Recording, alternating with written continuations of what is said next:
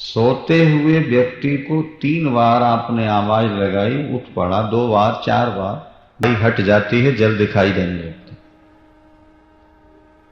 नहीं।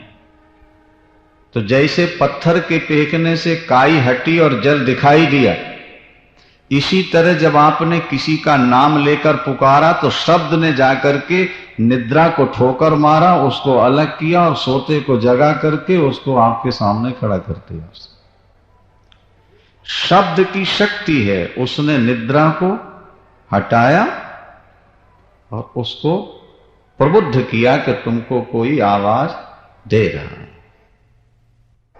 तो जैसे सोए हुए व्यक्ति को शब्द जगा देता है, इसी तरह आपके अंदर सोए हुए विवेक को, ज्ञान को भगवान की कथा भी जगा दिया करती है। एतावता कथा से कभी पीछे नहीं हटना। बिनु सत्संग विवेक न होई, ये बिनु सत्संग विवेक न होई, और राम कृपा बिनु सुलभ न सोई। भागवत में लिखा से सुनेंगे नहीं, वस्तु का बोध नहीं होगा। तो जब साकार पदार्थ के लिए भी शब्द की जरूरत है, तो निराकार परमात्मा को समझने के लिए तो शब्द के बिना दूसरा कोई रास्ता ही नहीं। इसलिए कथा सुनते रहो। हमारे यहां शास्त्रों में लिखा है कि दुनिया के हर कार्य में आलस्य हो जाए तो शायद तुम्हारा गुजारा हो जाएगा, लेकिन 2 कार्य में कभी आलस्य नहीं करना, नहीं तो जीवन बर्बाद हो जाएगा। क्या? स्वाध्याय प्रवचनाभ्याम न प्रमजितव्यम। एक तो सदग्रंथों के स्वाध्याय में कभी प्रमाद नहीं करना।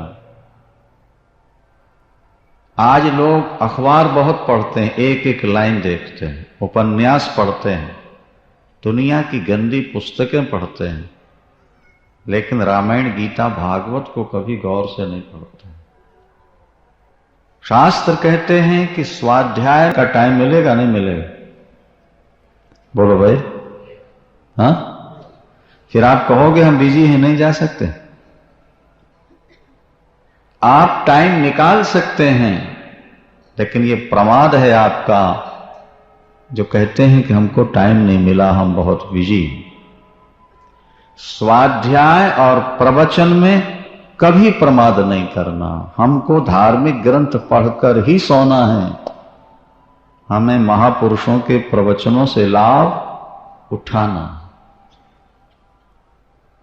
गोपांगनाओं की स्थिति आपने कई बार भागवत में सुनी कि जब भगवान ने बांसुरी बजाई तो गोपांगनाओं में कोई तो पड़ोस रही थी पति को, और कोई बालक को दूध पिला रही है, तो कोई अंजन लगा रही है, कोई गाय लगा रही है, कोई पानी निकाल रही है।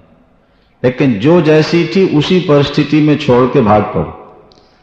उसने ये नहीं सोचा कि पति को भोजन करा दूं फिर चलूं, या बच्चे को दूध पिला कर जाऊं, या गाय लगा रही तो पूरा दूध निकाल के बर्तन अंदर रख दूं फिर जाऊं, वहीं बर्तन फेंक के चल पड़े। ये केवल एक कहानी नहीं है, ये जीवन दर्शन है। उन गोपांगनाओं ने हमको एक राह दिखाई है कि जब परमात्मा का संकेत प्राप्त हो, ये कथा और प्रवचन और संतों का समागम क्या है? भगवान ने बांसुरी बजाई और गोपियां दौड़ी, माने भगवान ने बांसुरी के माध्यम से उनको अपनी ओर। तो ये जो सत्संग होते हैं ये क्या है? ये भी तो परमात्मा की वाणी है जो आपका आह्वान कर रही कि हमारी ओर आओ, अखंड शांति प्राप्त करो। विवेकशील व्यक्ति दौड़ पड़ता है और बाकी लोग कहते हैं कि हमको टाइम नहीं मिला, हम बहुत व्यस्त हैं। ब्रह्मांड निकाया निर्मित माया रोम रोम प्रति वेद कहें। और जब तुम ईश्वर की ओर दौड़ोगे, ईश्वर तुम्हारी ओर दौड़ पड़ेगा। संतों ने गाया कि जो तू दौड़े एक पग, परमात्मा क्या कहते हैं?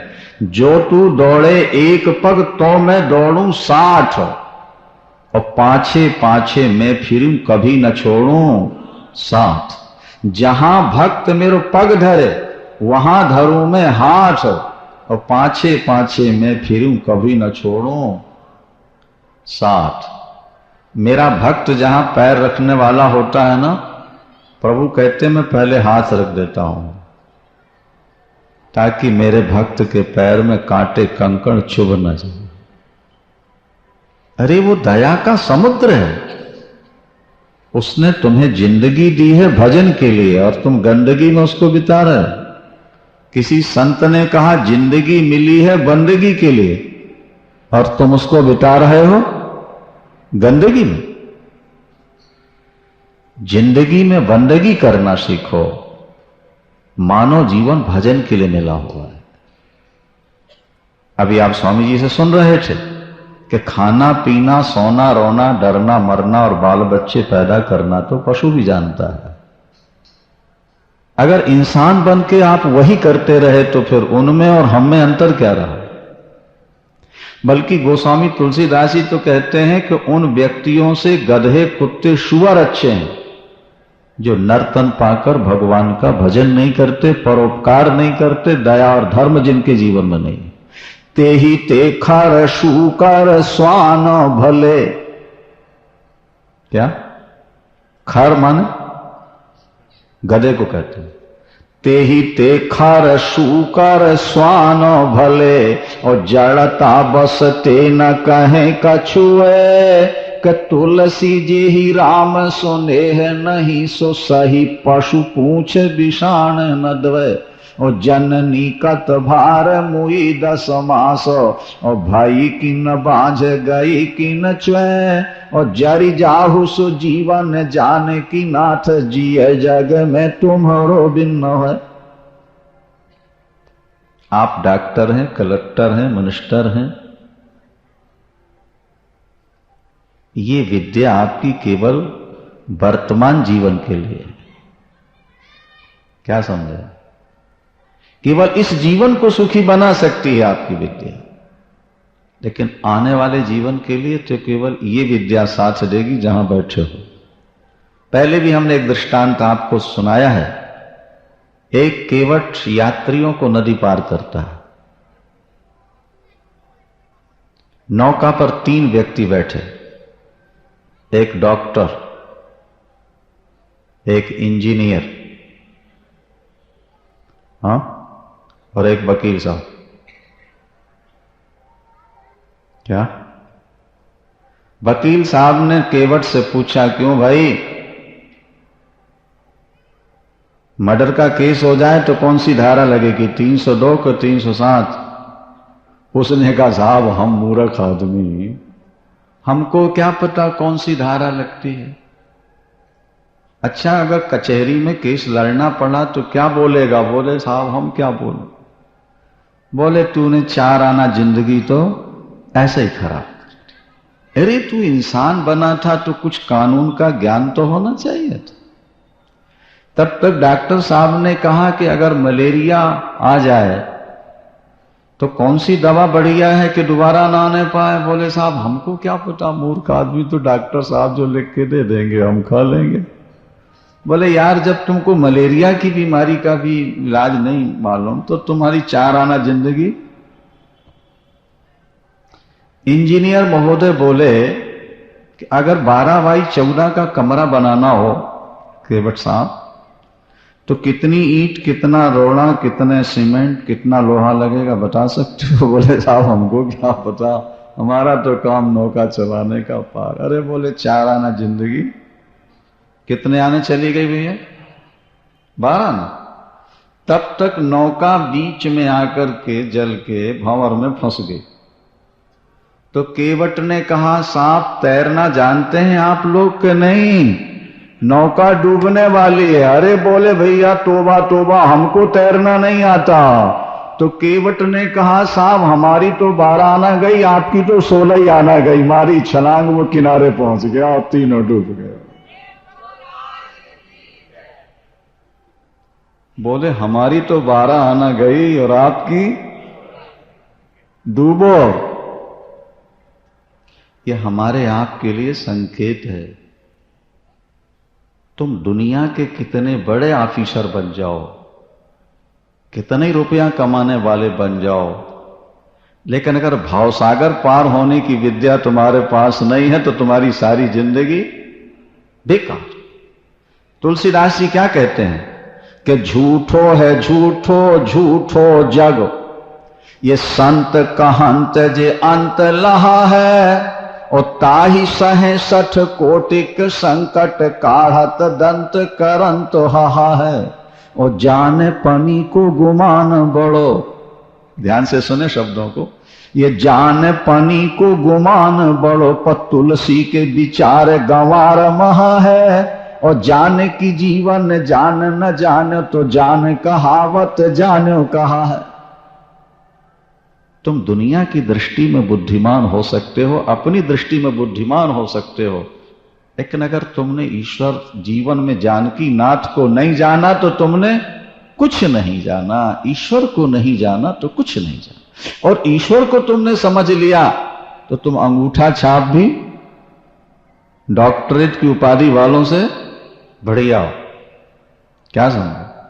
वो शबरी धन्य हो गई जो अपना नाम भी नहीं लिख सकती थी, वो मीरा कृतकृत्य हो गई, वो गोपांगनाएं, वो प्रहलाद ध्रुव धन्य धन्य हुए जिन्होंने अपना जीवन परमात्मा को समर्पित किया। स्वयंभू मनु और शत्रुपा ने कैसे तप किया आपने सुना प्रातः का, और आज परमात्मा उनके सामने खड़ा हुआ है। जो जगत का पालक है आज वो कौशल्या का बालक बन के सामने आ गया है। बोलो सियावर। जगत का पालक वो कौशल्या का बालक व्यापक ब्रह्म निरंजनो। गोस्वामी जी लिखते हैं व्यापक ब्रह्म निरंजनो, और निर्गुण विगत विनोद, सो अज प्रेमा भगति बसो कौशल्या की। अरे कबहु उछंग कबहु बर पलना, ये कबहु उछंग कबहु बर पलना, मातु दुलारे काहि प्रिय ललना। राम लला कभी तो पलने में झुलाती हैं और कभी ऊपर उछालती हैं, कभी गोद में लेकर खिलाती हैं और दुग्ध पान कराती हैं। ओ रवि समेत रथ ठाकयो, निशा कवन विधि होय। एक महीने का एक मानो सूर्य नारायण भी राम जन्मोत्सव देख रहे थे।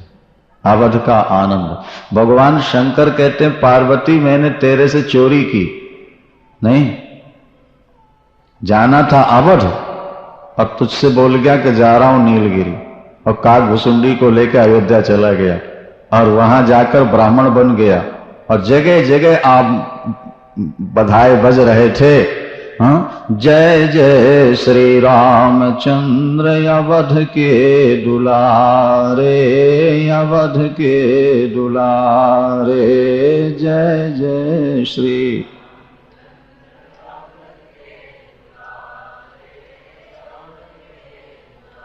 रे जय जय श्री रामचंद्र अवध के दुलारे, अवध के दुलारे, जय जय श्री रामचंद्र।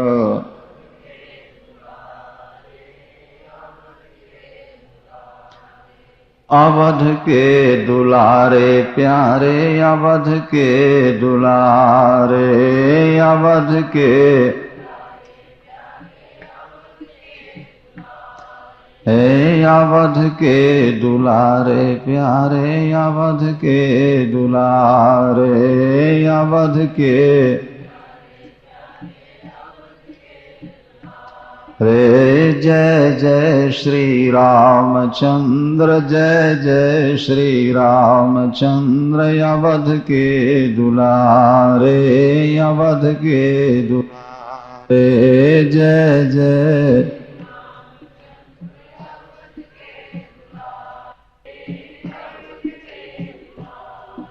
जय जय श्री राम। ज्योतिषी बनकर के अवध की गलियों में घूम रहे थे और बधाई सुन रहे थे।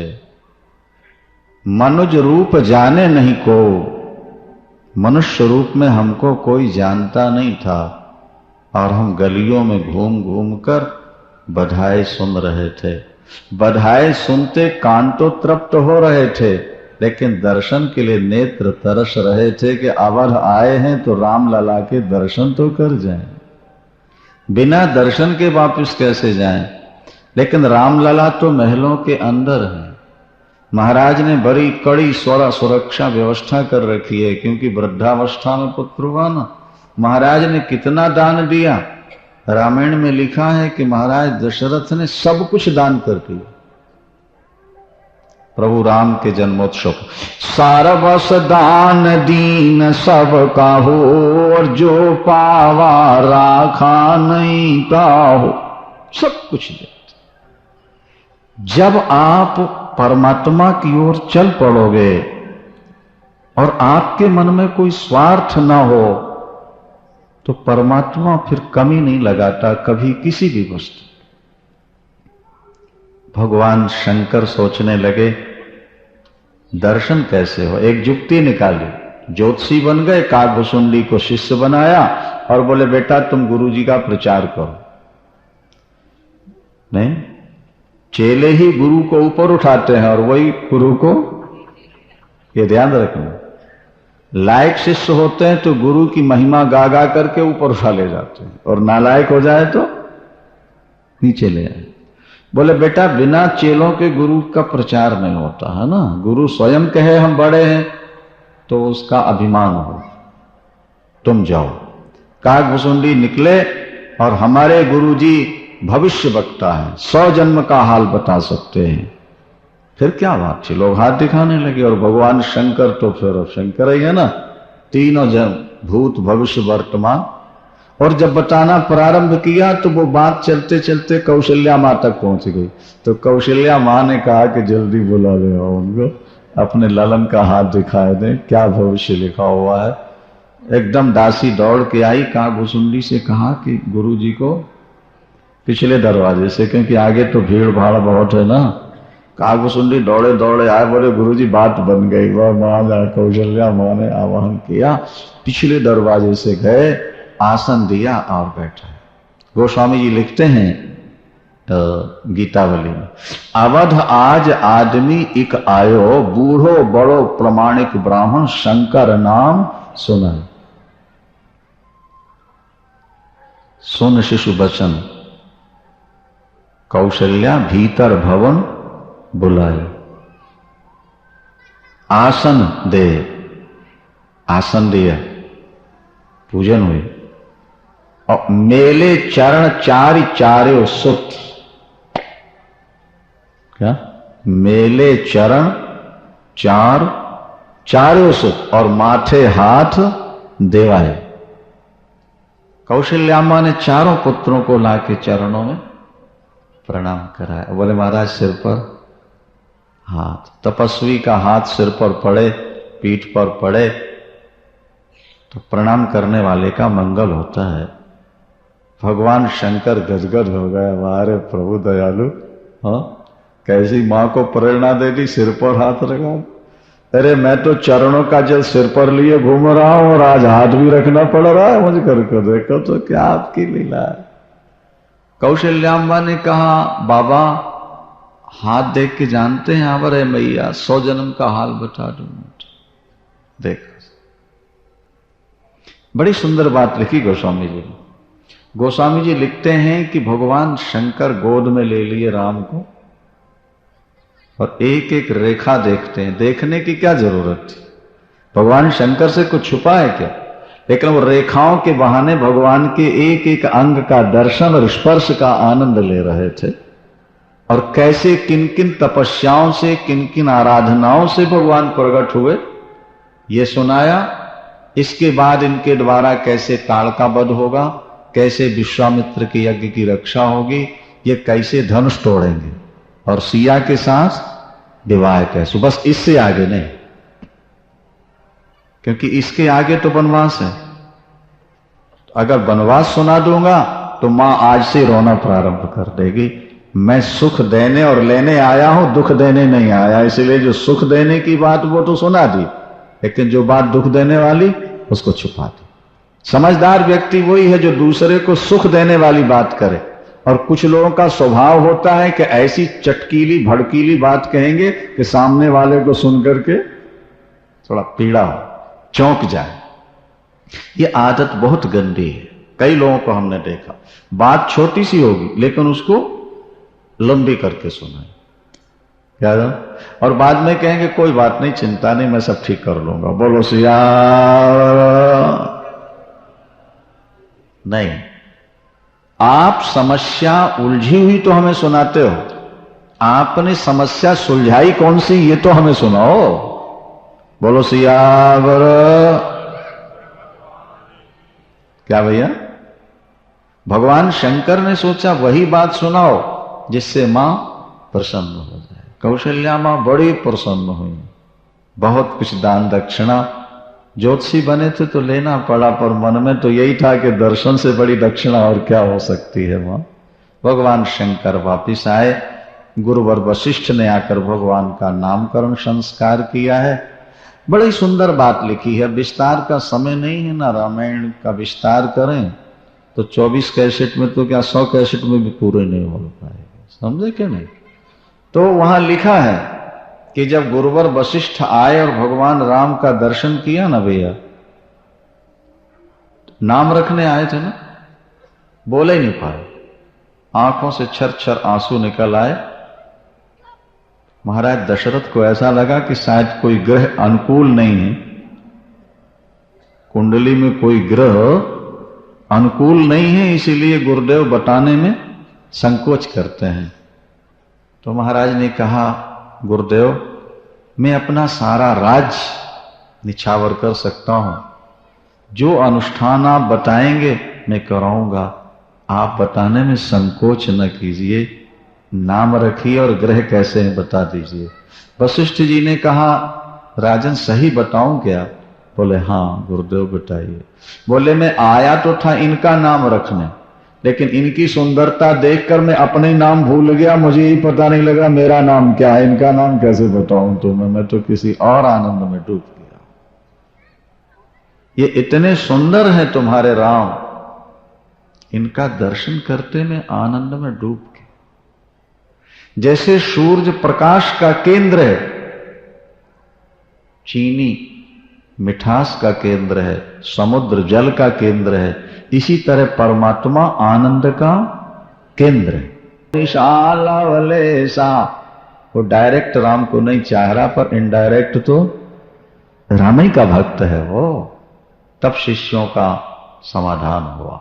दुनिया में हर व्यक्ति ईश्वर को चाहता है, कुछ सीधे सीधे चाहते हैं, कुछ घुमा फिरा के। आनंद को तो हर जीव चाहता है, नहीं समझे आप?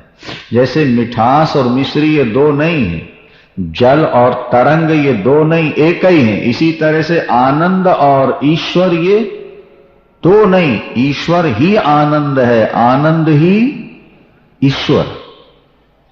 ये समझने जरा, इसकी बड़ी लंबी व्याख्या हमारे शास्त्रों में। फिर ये कहा गया कि फिर विषय सुख भी तो ईश्वर होगा। बोले हाँ, विषय सुख भी ईश्वर है, लेकिन वो प्रकृति में आकर के बिंदु मात्र रह गया है, प्रकृति के माध्यम से।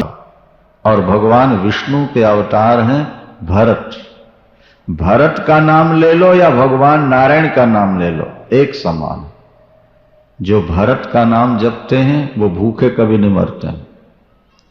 विश्व भरण पोषण कर जोई, विश्व भरण पोषण कर जोई, ताकर नाम भरत असो। जिसके स्मरण से शत्रुओं का नाश हो जाए वो है, क्या है? शत्रुघ्नो। शत्रुन हंती शत्रुघ्नो, जाके सुमिरन तेरी पुनाशा, तो नाम शत्रुहन वेद प्रकाशा। लक्ष्मण का चिंतन करोगे तो मन लक्ष्य की ओर चला जाएगा। लक्ष्य क्या है जीवन का? राम। और भरत का चिंतन करोगे तो भूखे कभी नहीं मरोगे। और रिपुसूदन शत्रुघ्न का स्मरण करोगे तो शत्रु नहीं रह जाएंगे। आप कहोगे बाहर हमारा कोई शत्रु नहीं है, तो अंदर तो बैठा ही है काम क्रोध लोभ मोह, वो तो बहुत बड़े शत्रु हैं, वो समाप्त हो जाएंगे। इसलिए राम दरबार का पूरे का चिंतन करना। सिया क्या है? ये भक्ति है, ये निर्मल बुद्धि है। राम दरबार का चिंतन करना। हाँ, राम के दाहिनी ओर लखन, बाएं तरफ सीता और उनके बगल में भरत और शत्रुघ्न, सामने मारुति नंदन हनुमंत लाल। हनुमान जी प्रबल वैराग्य हैं। भगवान राम ज्ञान है, ब्रह्म है, भगवती सीता भक्ति है, और लखनलाल प्रवृत्ति गृहस्थ धर्म में रहते हुए विरागी हैं। एक प्रवृत्ति मार्ग के विरागी हैं लखनलाल, और निवृत्ति मार्ग के विरागी हैं हनुमंत लाल, और प्रेम की मूर्ति है भरत। और एक छोटी सी व्याख्या आप समझ लो, बड़े काम की है। 4 भाई हैं ना, राम, लक्ष्मण, भरत और शत्रुघ्न। तो जीवन में 4 पुरुषार्थ हैं, धर्म, अर्थ, काम और मोक्ष। धर्म, अर्थ, काम और,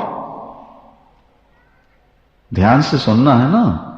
भरत है धर्म, शत्रुघ्न है अर्थ, लखनलाल है काम, और प्रभु राम है मोक्ष। शत्रुघ्न है धन, भरत है धर्म, लखन है काम, और प्रभु राम है मोक्ष। तो शत्रुघ्न भरत के पीछे है। माने धन आपने कमाया तो धन कहां लगाना है? बोले धर्म में। उसी धन की शोभा है जो धर्म के पीछे। भरत हुए धर्म और शत्रुघ्न हुए अर्थ। तो शत्रुघ्न भरत के पीछे रहते हैं हमेशा।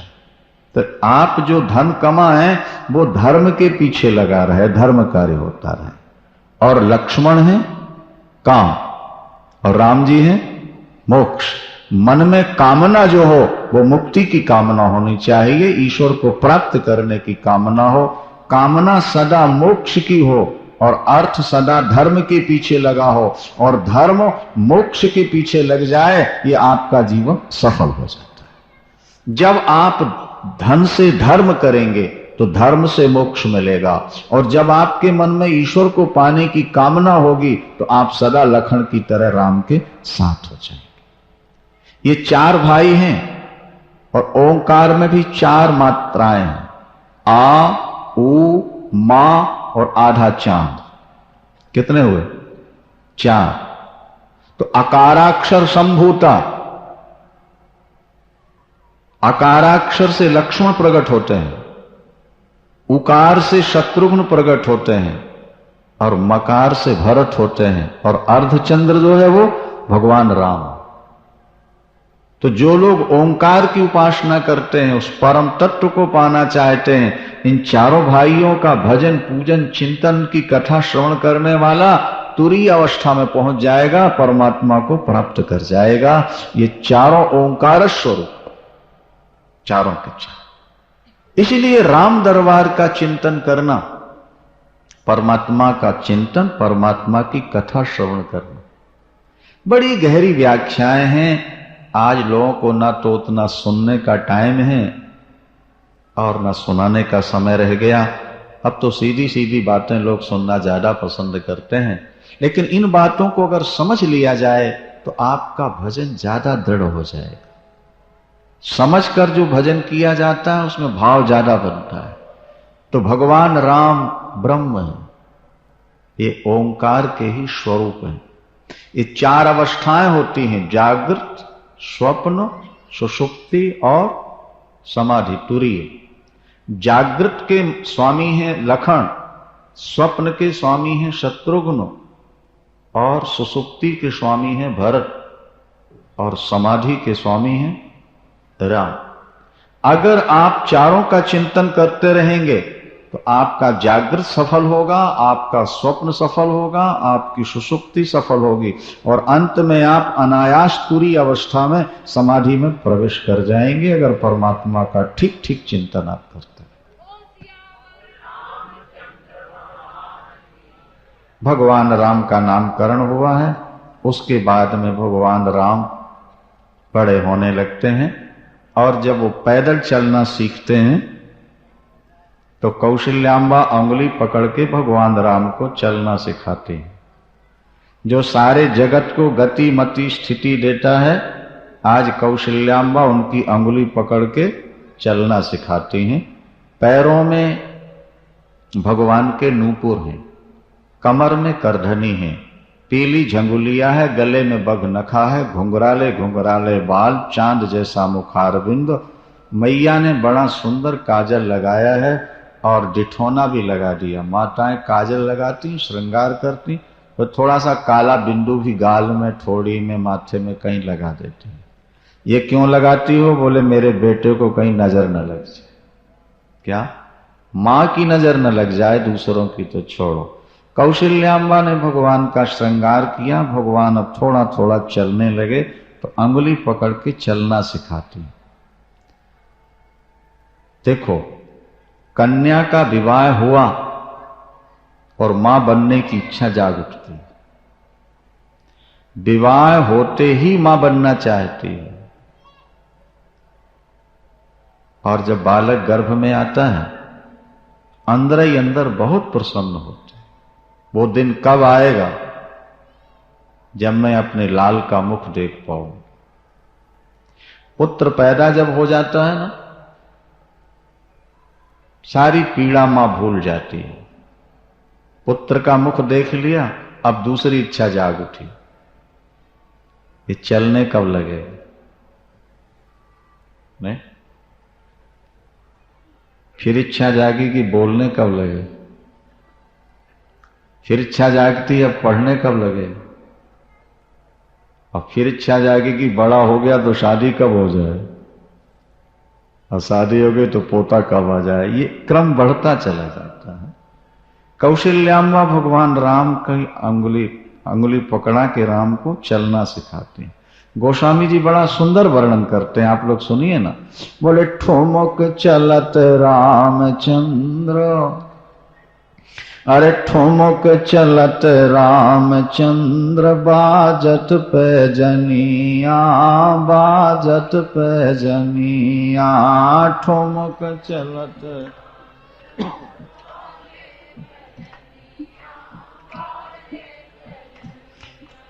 ठुमक चलत रामचंद्र, बाजे पैजनिया, बाजे पैजनिया, ठुमक चलत।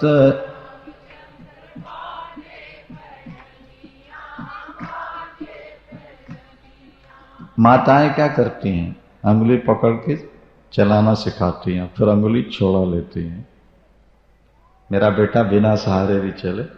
कौशल्याम्बा भी जब अंगुली अपनी छुड़ा लेती हैं तो प्रभु चलते चलते लड़खड़ाते हैं और गिर पड़ते हैं। क्या कि भरतलाल जी ने 14 वर्ष तक न तो अपनी पत्नी मांडवी का मुख देखा, न बिस्तर पर लेटे और न भोजन किया। अयोध्या की रक्षा में व्यस्त रहे। अवध भरत का है नहीं, अवध तो मेरे प्रभु राम की है, अयोध्या राम की है, ये संपत्ति राम की है, इसको संभालना मेरा कर्तव्य है। रात्रि में सो जाऊं, कोई राक्षस हमला कर दे, कुछ नुकसान कर जाए तो मैं प्रभु की संपत्ति उन्हें कैसे लौटा पाऊं। इसलिए न 14 वर्ष भरत सोए, न खाए और न ही पत्नी का मुख देखा। लखनलाल तो वन में जाकर के तप करते हैं, लेकिन भरतलाल घर में रहते हुए तप करते हैं। हाथ में धनुष बाण है। भरत जी की स्थिति क्या है? हाथ में धनुष बाण, हृदय में राम। हृदय में सीताराम, शरीर में रोमांच और मुख में नाम। शरीर के रोम रोम खड़े हैं, हाथ में धनुष बाण है, हृदय में सीताराम का स्वरूप है और मुख में उनका पावन नाम। पुलक गातो, अरे पुलक गातो ही श्री रघुबीरू, जी है नाम जप लोचन नीरो। हमारे शास्त्र ये नहीं कहते कि तुम काम बंद करो, काम करो, खूब करो, लेकिन काम जितना जरूरी है प्रभु का नाम उससे भी ज्यादा जरूरी है। इसलिए काम करते हुए नाम जपने का अभ्यास। कथा क्या है? ये तो एक प्रकार का ट्रेनिंग सेंटर है। यहां जो आप सुनते हैं उसको अपने जीवन में उतारने का प्रयास करें। घर में जाकर के हर समय सत्संग में बैठ के कैसे रह सकता है गृहस्थ व्यक्ति? इसे अपने घर गृहस्थी के लिए भी तो काम करना है, पर यहां आके सीख ले कि घर में रहा कैसे जाता है। कुछ लोग कहते हैं जी भजन करें कि काम करें। हम कहते हैं भरतलाल काम भी करते हैं और भजन भी कर रहे हैं। अर्जुन युद्ध भी कर रहा है और नाम भी जप रहा। युद्ध जैसी विषम परिस्थिति में जहां एक आधे सेकंड की असावधानी प्राण ले ले, भरतलाल बाण भी चलाते हैं और प्रभु का नाम भी लेते हैं। भगवान ने साफ कहा था, तस्मात् सर्वेषु कालेषु माम अनुस्मर युद्ध च। प्रातः काल नहीं, सायंकाल ही नहीं, सर्वेषु कालेषु। पार्थ, तुमको हर श्वास में मेरा नाम लेना होगा और उसके साथ युद्ध भी करना। अर्जुन ने यह नहीं कहा कि युद्ध जैसी विषम परिस्थिति में आपका नाम कैसे लूंगा। उन्होंने कह दिया करिष्ये वचनं तव। क्या कहा? करिष्ये वचनं तव, मैं आपकी आज्ञा का पालन करूंगा। और 18 दिन युद्ध करते रहे, लेकिन कभी वो भूल नहीं पाए अपने प्रभु को। हर समय सामने बैठाल रखा था रथ पर। आपकी किसी भी क्रिया में कोई अवरोध नहीं आ सकता परमात्मा का चिंतन करते हुए। एक बार अभ्यास कर लीजिए। एक सज्जन ने हमसे पूछा, बोले महाराज हम नाम जपने लगे तो काम नहीं होता और काम करने लगे तो नाम नहीं जप पाते, दोनों काम एक साथ कैसे हो? हमने कहा देखो भैया, ये जो टाइपिस्ट होते हैं जब ये सीखना प्रारंभ करते हैं तो पहले तो मैटर देखते हैं आंख से और फिर अंगुलियां रखते हैं। अंगुली रखेंगे तो मैटर नहीं दिखता और मैटर देखने लगे तो अंगुली बंद हो जाती। लेकिन जब वो ट्रेंड हो जाता है तो केवल मैटर देखता रहता है और अंगुली अपने आप उन्हीं अक्षरों पर गिरती है और लिखता चला जाता है। बात समझ में आई कि नहीं? तो जैसे प्रारंभिक अवस्था में वो दोनों काम एक साथ नहीं कर सकता, इसी तरह प्रारंभिक अवस्था का साधक भी दोनों काम एक साथ नहीं कर सकता। पर जब वो ट्रेंड हो जाएगा भजन करते करते, तो जैसे वो मैटर देखते ही टाइप करता जाता है, इसी तरह तुम काम करते नाम भगवान का जप लोगे, कोई अड़चन नहीं आ सकती। आवश्यकता है अभ्यास। पहले अभ्यास थोड़ा बढ़ो। प्रारंभ में लगता है दोनों काम एक साथ नहीं हो सकते। भाई ड्राइवर ड्राइव भी कर रहा है और मालिक की बातें सुन के जवाब भी दे रहा है, दो काम एक साथ हो रहा है नहीं। गांव की जाटनियों को देखो, वो सिर पर घड़ा रख लेती हैं दो और एक हाथ में बाल्टी रस्सा पकड़ लेंगी, एक में बेटे को ले लेती। घड़ा नहीं पकड़ती, एक में रस्सा या बाल्टी और दूसरे तरफ बेटे को कोक और ऊपर दो गढ़। चल रही है कि नहीं? घर जा रही है, सहेलियों से बात कर रही है नहीं कर रही? बोलो भाई, सहेली के प्रश्न का ठीक उत्तर दे रही है, चल भी रही है, घड़े को पकड़े नहीं, घड़ा गिर रहा। देखो उसकी सावधानी। उस सहेली के प्रश्न का उत्तर दे रही है, चल रही है, घड़े पकड़े नहीं और घड़ा गिरता। हमारे संत क्या कहते हैं कि ज्यों तिरिया सिर कुंभ धरी, अरे ज्यों तिरिया सिर कुंभ धरी मन राखे तामान, त्यों रज्जू करि राम सो कारज बिन से न।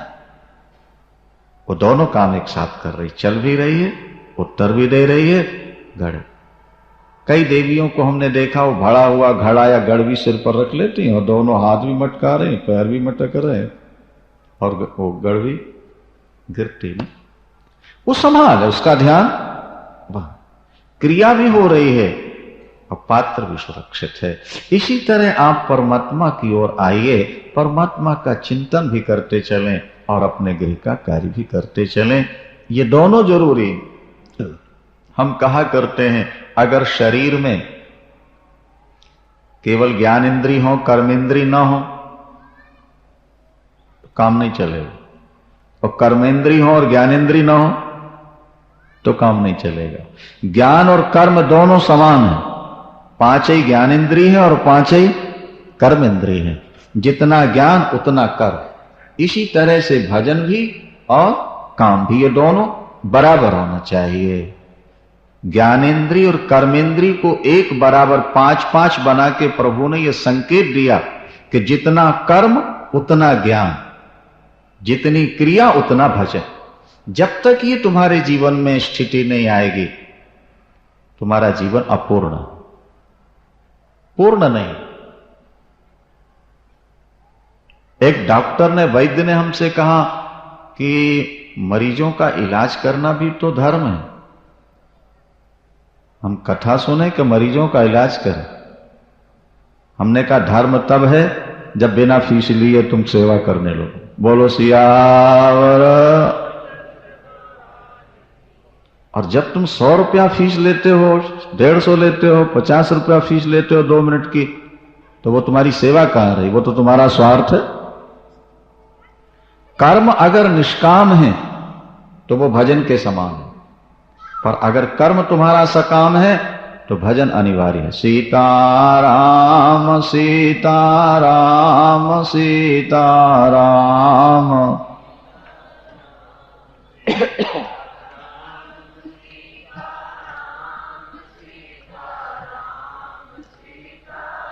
हम राधे श्याम राधे श्याम राधे श्याम राधे श्याम राधे।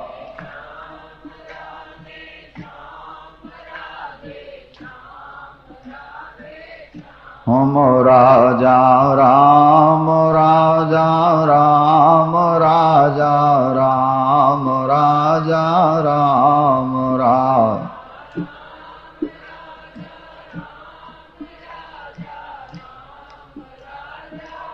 हम सीताराम सीताराम सीताराम सीताराम सीता।